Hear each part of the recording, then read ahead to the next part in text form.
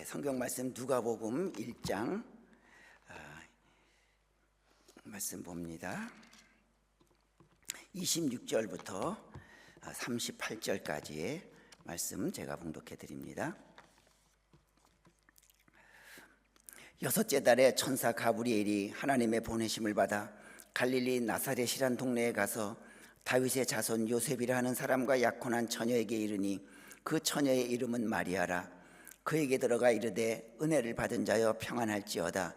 주께서 너와 함께 하시도다 하니 처녀가 그 말을 듣고 놀라 이런 인사가 어찌함인가 생각하매 천사가 이르되 마리아여 무서워하지 말라. 네가 하나님께 은혜를 입었느니라. 보라 네가 잉태하여 아들을 낳으리니 그 이름을 예수라 하라. 그가 큰 자가 되고 지극히 높으신 이의 아들이라 일컬어질 것이요 주 하나님께서 그 조상 다윗의 왕위를 그에게 주시리니 영원히 야곱의 집을 왕으로 다스릴 것이며 그 나라가 무궁하리라. 마리아가 천사에게 말하되 나는 남자를 알지 못하니 어찌 이 일이 있으리이까. 천사가 대답하여 이르되 성령이 네게 임하시고 지극히 높으신 이의 능력이 너를 덮으시리니 이러므로 나실 바 거룩한 이는 하나님의 아들이라 일컬어지리라. 보라 내 친족 엘리사벳도 늙어서 아들을 배었느니라. 본래 임신하지 못한다고 알려진 이가 이미 6달이 되었나니 대저 하나님의 모든 말씀은 능하지 못하심이 없느니라. 마리아가 이르되 주의 여종이오니 말씀대로 내게 이루어지이다 하며 천사가 떠나가니라. 아멘. 오늘은 우리 마리아, 이제 요셉, 지난 두 주는 우리 요셉에 대해서 우리 함께 생각했는데 이제 마리아 함께 봅니다. 여기 오늘 성경에 보면 우리가 보통 이제 예를 들어 우리 하익이랍니다. 여기 뭐 보타니 다운이지만 어디 사십니까? 그러면 하익 다 알기 때문에 뭐 오클랜드 사는 사람들이 하익에 살아요. 그럼 하익에 사는군요. 그렇게 얘기하지 않습니까? 근데 하익을 전혀 모르는 동네예요. 모르는 동네예요. 어디 사세요? 그럼 하익이라는 데 삽니다. 이렇게 말을 하잖아요. 저희 있는 지역이 타카니니가 아니에요. 거기가 레타카니 옆에 랜드윅 파크이라는 지역이에요. 거기에 이제 우리 주소 쓰고 또 도로 이름 쓰고 그 다음에 지역이 랜드윅 파크이에요. 거의 모르잖아요. 오클랜드 보니. 그래서 저보고 어디 사세요? 그러면 쉽게 그냥 타카니니 산다 그러지만 정확하게 말할 때는 랜드윅 파크이라는 데 삽니다. 그래요. 다 알면 랜드윅 파크 다 알면 랜드윅 파크 살아요. 하윅 살아요. 뭐 그렇게 말할 텐데 모르는 데는 그런 거 하윅이라는 데 삽니다. 이렇게 얘기하지 않습니까? 마찬가지로 오늘 성경을 자세히 보세요. 여기 보면 오늘 말씀에 26절에 여섯째 달에 천사 가브리엘이 하나님의 보내심을 받아 갈릴리 나사렛이란 동네에 가서, 거기 왜 나사렛에 가서 그러지 않고 나사렛이란 동네에 가서라고 이름 붙였겠어요? 바로 조금 전에 말씀드렸다시피 나사렛이라 그러면 사람들이 몰라요. 전혀. 나사렛이란 동네에 거기서 예수님이 나셨다, 거기에 마리아가 있었다, 그런 뜻으로 나사렛이 전혀 생소한 동네이기 때문에, 모르는 동네이기 때문에 그렇게 이란 붙였어요. 그러니까 나사렛은 시골, 아주 시골에서 시골, 사람들은 전혀 알지 못하는 그런 동네예요. 구약 성경에는 나사렛이란 동네 이름이 한 번도 안 나와요. 어디에서 나오느냐? 여기서 처음 나오고요. 그리고 예수님이 이제 30년 후에, 태어나 30년 후에 이제 공생애 시작할 때에 제자들을 삼을 때 나다나엘을 불렀어요. 나다나엘이 만나기 이전이에요. 그러니까 나다나엘이 그 예수를 듣고 예수란 나사렛에서 태어나신 그 예수라는 사람이 하나님의 아들 메시아로 오셨다 그러니까 나다나엘이 뭐라 그래서 나사렛에서 무슨 선한 것이 나겠느냐?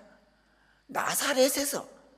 그러니까 나사렛이라는 동네는 여기가 갈릴리 지역이기 때문에 지금 갈릴리 지역에서 나사렛이라는 동네를 어느 정도 조금 알아요. 그런데 그 나사렛은 그 갈릴리 지역에서도 아주 시골이고 빈촌이에요. 그러니까 그런 데서 무슨 선한 사람이 나겠느냐, 이렇게 말을 했어요. 그럼 나사렛 앞에 갈릴리는 왜 붙였느냐?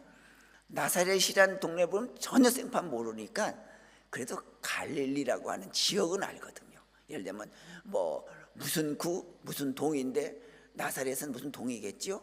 그다음 무슨 구는 갈릴리 전 넓은 지역을 말하니까 갈릴리 안에 있는 나사렛이란 동네, 아주 이름도 모르는 그런 동네에 예수가 났다라고 하는 겁니다. 그 당시에 하나님의 그 메시아로 오는 사람은 적어도 예루살렘과 같이 큰 도시에서 태어날 것을 사람들은 상당히 기대했어요.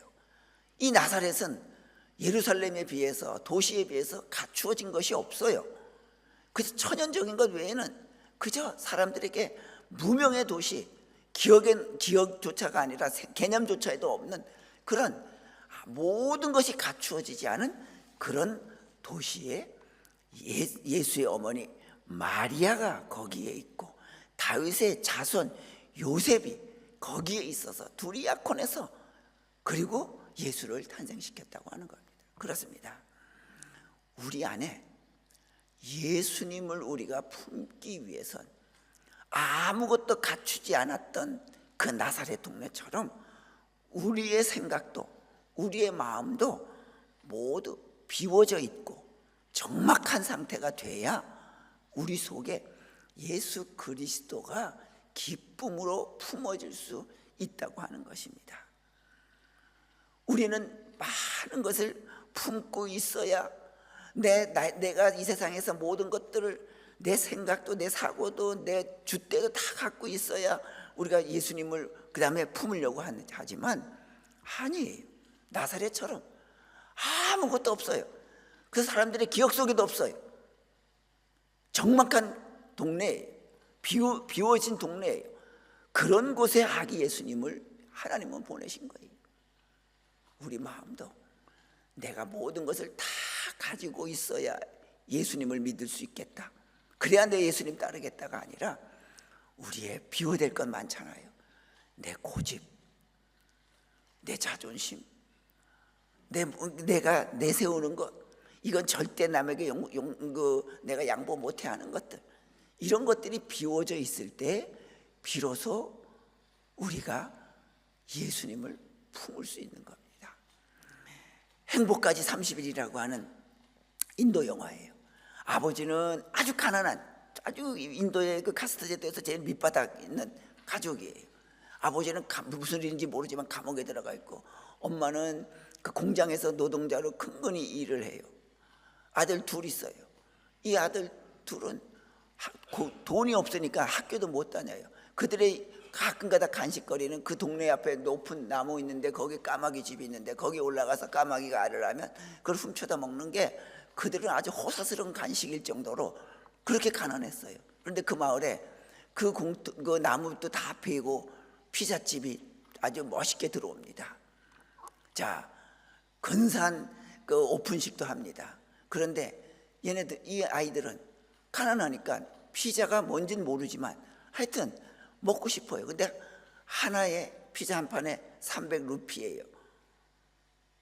그래서 걔네들은 그걸 먹기 위해서 기찻길 옆에 가면 석탄차들이 흘리고 간 석탄을 주워다가 팔아요. 그래봐야 하루에 10루피 벌어요. 한 달 꼬박 벌었어요. 그걸 하려고. 신발도 없어요. 그래서 300루피를 벌어서 그 피자집에 갔더니 돈은 갖고 있지만 옷도 허름하고 그 맨날 석탄차 쫓아가서 그걸 줍고 살았으니 신발도 없으니 그 얼마나 몰골이 초라해요. 거절당해요. 할머니가 안쓰러워서 그 집에다가 그 광고지 보고 그대로 비슷하게 해주는데 애들이 먹어보더니 맛이 없다고 그래요. 다음에는 옷 살 돈을 열심히 모아서 옷도 사 입고 그 300루피 가지고 가서 그 피자를 사와서 먹습니다. 그런데 이들이 맛있게 먹었을까요? 먹어보니까 느끼하다고. 영화에서 그래요. 아이고 이렇게 느끼해, 맛이 없다 그래요. 그러면서 하는 말이 할머니가 해준 그 피자가 더 맛있었다고 얘기를 해요. 바로 거기서 그 영화가 말하고자 하는 것은 바로 뭐냐면 이 세상에 노력해서 우리가 그것을 내가 가졌지만 과연 그것이 나를 행복하게 해주느냐? 아니다고 말합니다. 내가 그 목적을 피자 하나 사기 위하여서 석탄을 줍고 가난해서 먹지 못해서 돈을 갖고 가면서도 쫓겨나는 그런 그 피자 하나를 먹기까지의 그 과정, 그 삶이 오히려 더 행복이라고 영어는 말해주고 있어요. 우리도 그렇습니다. 우리도 내가 정말 가져야 할 것, 그것을 내가 추구하며 그것을 가질 때 우리의 인생이 다른 건강도 가지고 재물도 가지고 지식도 가지고 그게 행복한 것이지, 근본적인 것은 빠뜨리고 다른 것으로 나를 충족시키려고 하면 결국은 허무함이더라 생각되는 거예요. 여러분, 그렇기 때문에 우리 그리스도인들은 하나님께서 우리를 규정해 주시는 그 말씀, 그것이 나의 가장 삶의 핵심이 되어야 됩니다. 성경은 말합니다. 시편 16편 3절에 땅에 있는 성도들은 존귀한 자들이니 나의 모든 즐거움이 그들에게 있도다. 하나님께서 땅에 있는 성도들이 즐거운 존재들이라고 그랬습니다. 하나님의 기쁨을 모두 그들에게 주어서 그들이 나를 믿기 때문에 이 땅에서 존귀한 자들이 된다라고 말씀하고 있습니다. 그리고 그 존귀한 자들에게 하나님의 기쁨을 부여해 주셔서 그 성도들의 삶이 기쁘게 되겠다고 말씀해 주십니다. 그래서 이제부터 우리 항상 하나님 안에서 내가 다른 것 우선에 하기 전에 하나님의 말씀, 하나님이 나의 가장 인생의 핵심으로 삼고 그 삶을 가장 귀하게 여기며 살아가는 우리가 될 수 있기 바랍니다. 자, 그러면서 이제 동네뿐만 아니라 이제 마리아입니다. 우리가 이제 마리아가 여기 처음 언급되잖아요. 그래서 성경은 뭐라고 말을 합니까? 이렇게 표현합니다. 다윗의 자손 요셉이라는 사람과 약혼한 처녀에게 이르니 그 처녀의 이름은 마리아라 그랬습니다. 자, 마리아를 표현할 때에 다른 거 표현 없어요. 그가 어떤 여자였다, 어떤 처녀였다 그러지 않았어요. 그냥 이름 처녀 마리아였어요. 아직 약혼 관계니까요. 처녀 마리아, 그 외에는 아무것도 없어요. 그가 흠이 없는 여인이었다느니, 순결한 여인이었다느니, 하나님의 말씀을 지키기에 열심히 했다는 여인이었느니, 그런 일체 그를 꾸며주는 미사여구가 아무것도 없이 그냥 마리아예요. 그런데 예수님보다 먼저 태어난 그 세례 요한의 어머니, 그를 어떻게 표현하냐면 성경은 이렇게 표현합니다. 5절에 누가복음 1장 5절에 유대왕 헤롯 때에 아비야 반열에 제사장 한 사람이 있었으니 이름은 사가랴요 그의 아내는 아론의 자손이니 이름은 엘리사벳이라. 이 두 사람이 하나님 앞에 의인이니 주의 모든 계명과 규례대로 흠이 없이 행하더라. 세례 요한을 잉태한 엘리사벳은요, 표현을 이렇게 표현해요. 두 사람은 하나님 앞에 의인이었다. 그리고 하나님의 말씀을 지키기에 흠이 없는 사람이었다라고 아주 높여주는데, 정작 예수님을 잉태하는 마리아는 아무 표현도 없어. 그냥 마리아입니다. 여러분들, 무슨 말입니까? 마리아는요, 우리와 똑같은 존재였다고 하는 거예요. 그래서 가톨릭에서는 얘기하죠. 마리아는 5가지가 아주 귀한 거, 뭐라 그럴까요? 5가지 이유 때문에 마리아를 숭상하잖아요. 첫 번째, 마리아는 원죄가 없다고. 아담과 하와의 후손이 아니라 그저 하나님께서 보내신 그 마리아이기 때문에 원죄가 없다고 그래요. 또 두 번째로, 마리아는 살아가면서 단 한 번의 죄도 짓지 않았다 그래요. 그리고 세 번째가 뭐냐면, 마리아는 일평생을 동정녀로 지냈다. 근데 성경에 보면 예수님 이후에 동생들이 또 있죠. 요셉과 마리아에서 또 동생들이 태어났죠. 그 동생들도 동정녀 탄생인가요? 그건 아니거든요. 근데 천주교에서는 그걸 마리아는 일평생 동정녀로 지냈다 그랬고요. 그리고 네 번째가 마리아는 죽지 않고 하늘로 승천했다.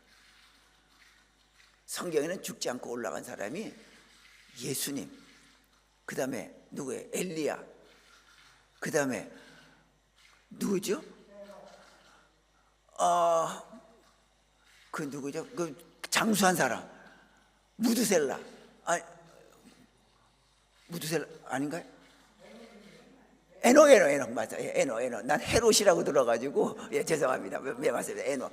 이 외에는 없어요. 근데 가톨릭은 마리아도 죽지 않고 올라갔대요.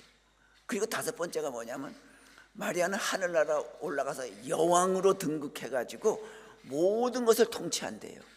이게 마리아를 숭상하는 가톨릭의 다섯 가지 이유예요. 근데 성경은 어때요? 마리아? 그냥 마리아예요. 아무것도 없어요. 우리랑 똑같은 죄인이란 뜻입니다. 만약에 마리아가 하나님의 택하심을 받지 않았다고 하면 그냥 마리아는 성경에도 언급되지 않는 그런 인물로 살다가 끝난 존재예요. 다만 예수님을 탄생케 하기 위해서 하나님께서 그를 선택했을 뿐이에요. 여러분, 성경은 그의 인품, 그의 성격에 대해서 철저히 침묵하고 있습니다. 무슨 뜻이에요? 오로지 죄인이었던 마리아도 하나님의 은혜로 선택을 받았다고 하는 겁니다. 그게 마리아예요. 그렇다고 하면 우리도, 마리아도 우리와 다를 바가 없지만 우리도 마리아와 다를 바가 없어요. 우리도 부족한 점이 많아요. 죄인이에요. 그렇지만 하나님이 우리를 은혜로 선택한 거예요. 얼마나 감사해요. 그래서 저는 지금도 생각해 보면 이거 유튜브에 보면 탈북민들 그 고생한 얘기, 탈북하는 과정들 들어보면 어떻게 저런 데서 살았을까 싶잖아요. 만약에 하나님이 나를 은혜로 선택해 주셔서 부모님을 이렇게 이 남한으로 내려오지 않게 했으면 저희 아버님 고향, 어머님 고향이 신의주거든요. 아마 지금도 겨울 되면 압록강에 가서 그 얼음 깨가지고 물찌개 지고 날라야 될 거예요. 우리 집사람은 압록강 가서 비닐장갑도 없이 압록강에서 찬물로 빨래해야 됐을 거예요. 하나님의 은혜로 오늘 사는 거예요. 하나님의 은혜로. 이게 마리아와 똑같은 우리의 모습. 얼마나 하나님의 은혜가 감사한지 모르겠습니다. 자, 그러면서 천사가 나타나서 뭐라고 말을 합니까? 오늘 읽은 30절 말씀에 보면 28절에 그에게 들어가 이르되 은혜를 받은 자여 평안할지어다 주께서 너와 함께 하시도다. 자, 또 30절에 천사가 이르되 마리아여 무서워하지 말라 네가 하나님께 은혜를 입었느니라 그랬습니다. 여러분 28절에도 말하기를 은혜를 받은 자여 평안할지어다 그러고요, 30절에는 네가 하나님께 은혜를 입었느니라. 은혜가 입었다는 말이 두 번 나오죠. 28절에는 은혜를 받은 자여 선포하는 겁니다. 두 번째는 내가 하나님께 은혜를 입었느니라 그랬어요. 이 두 가지 은혜가 달라요. 왜 다르냐면 28절에 은혜를 받은 자여 평안할지어다 그 은혜는 뭐냐면 네가 하나님으로부터 죄 용서함을 받은 구원받은 은혜를 받은 자라는 뜻이에요. 그러고 나서 30절의 은혜를 내가 하나님께 은혜를 입었다는 말은 내가 예수를 잉태할 수 있는 하나님의 은혜를 입었다는 거예요. 그러니까 두 번째 은혜는 예수 잉태의 은혜를 입은 거고 첫 번째 은혜는 구원받은 은혜예요. 자, 왜 두 은혜가 다른가? 그건요, 내가 하나님으로부터 구원받았다고 해. 그래서 하나님의 자녀가 됐다고 하는 그 구원의 은혜를 기뻐하고 감사하지 않은 자는 하나님이 주시는 그 다음의 은혜를 받을 수 없다는 얘기예요. 아니 내가 하나님께서 나를 용서해 주시고 하늘 백성 삼아 주셨는데 그것이 기뻐함이 없는데 어떻게 또 다른 은혜를 주시겠냐 말이죠. 바로 마리아에게는 내가 늘 하나님의 은혜를 받은 자다, 구원받은 자라고 하는 그 마음의 기쁨이 있었어요. 그러니까 천사가 나타나서 은혜를 받은 자여 평안할지어다. 그러면서 내가 이제 새로운 은혜를 입었는데 그게 메시아 예수 아기 예수를 잉태할 은혜를 입었느니라 말씀해 주시는 거예요. 여러분들 그렇습니다. 하나님께서 우리는 내가 하나님으로부터 은혜 받은 것, 구원받은 은혜를 감사하지 않은 자에게는 새로운 은혜를 주시지 않습니다. 반대로 내가 하나님의 백성이 되게끔 구원해 주신 은혜에 감사하는 자에게는 하나님은 항상 새로운 은혜를 주신다고 하는 거예요. 그러게 여러분들 내 마음에 기쁨이 없습니까? 내 마음에 행복함이 없습니까? 한번 돌아보세요. 야, 내가 나 같은 죄인이 천국을 간다? 이건 말도 안 된다. 그런데 우리 하나님이 나를 은혜로 천국 백성을 삼으셨다. 감사합니다.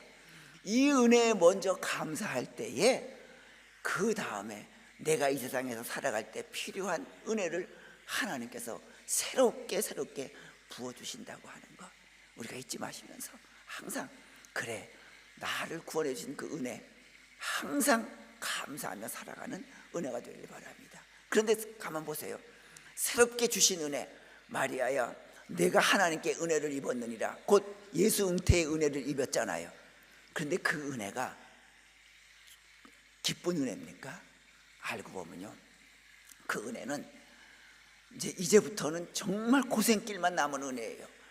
처녀가 아기를 가졌다고 하는 그 옛날 그 2000년 전에 돌에 맞아 죽을 수밖에 없는 그 은혜예요. 사람들로부터 멸시받을 은혜예요. 모욕감만 남은 은혜예요. 새롭게 주신 은혜가 그런 은혜예요. 그럼에도 불구하고 마리아는 뭐라고 말씀하십니까? 말씀대로 내게 이루어지이다. 그걸 받아들입니다. 여러분 우리가 그렇습니다. 우리가요 예수 믿으면서 내 속에 주님 주시는 은혜가 기쁘면요 충만하면요 그 충만한 은혜 가지고 내가 주의 일 감당할 때에 때로는 어려움을 당해요. 때로는 그것이 억울함도 있을 거고 손해도 있을 거예요. 그러나 은혜가 충만하면 마리아처럼 말씀대로 내게 이루어지시다 곧 내가 두렵지 않은 거예요. 그래 내가 하나님의 은혜를 받아서 하나님의 일을 하는데 내가 좀 힘들면 어떻고 내가 좀 손해면 어떠냐 나는 두렵지 않다. 은혜가 충만한 자의 모습이 그런 모습이라고 하는 것을 마리아는 보여주고 있습니다. 여러분들 하나님의 뜻이 우리 속에서 이루어져 갈 때 내가 하나님의 은혜를 받고 살아갈 때는 언제나 나에게 유리하게만 인도되지 않아요. 항상 어떤 때는 손해도 감수하도록 하나님께서 요구하십니다. 그러나 너무 걱정하지 마십시오. 너무 겁내지 마십시오. 하나님은 새로운 은혜를 받은 자가 두려움 없이 그 은혜를 행하며 살아갈 때는 내가 감당해야 됐던 손해, 내가 받아야 했던 그 희생, 그 억울함, 그걸 뛰어넘는 수십 배의 축복을 우리에게 보상해주고 우리에게 기쁨을 얻게 해주시는 하나님이십니다. 자, 그래서 이 마리아, 물론 제가 가톨릭에서는 5가지 이유로 숭상한다 그러지만 그건 성경적이 아니라고 얘기했지만 그 당시에는 모멸이고 죽음의 두려움 공포였지만 그 후로 온 사람이 온 백성들이 마리아에 대해서 흠모하는 존재가 되지 않습니까? 여러분들 우리도 주의 은혜 받아서 어려움이 있을 때 내가 그 은혜를 따라 행할 때에 실천할 때에 희생도 있고 어려움도 있을 수 있을 때라도 기뻐하십시오. 하나님은 그것을 뛰어넘는 수십 배 수백 배의 축복의 기쁨을 허락하시는 분임을 잊지 마시기를 바랍니다. 자, 그러면서 이제 29절에 천사가 그렇게 은혜를 받은 자여 말을 하니까 29절에 뭐라고 말합니까? 처녀가 그 말을 듣고 놀라 이런 인사가 어찌함인가 생각하며 그랬습니다.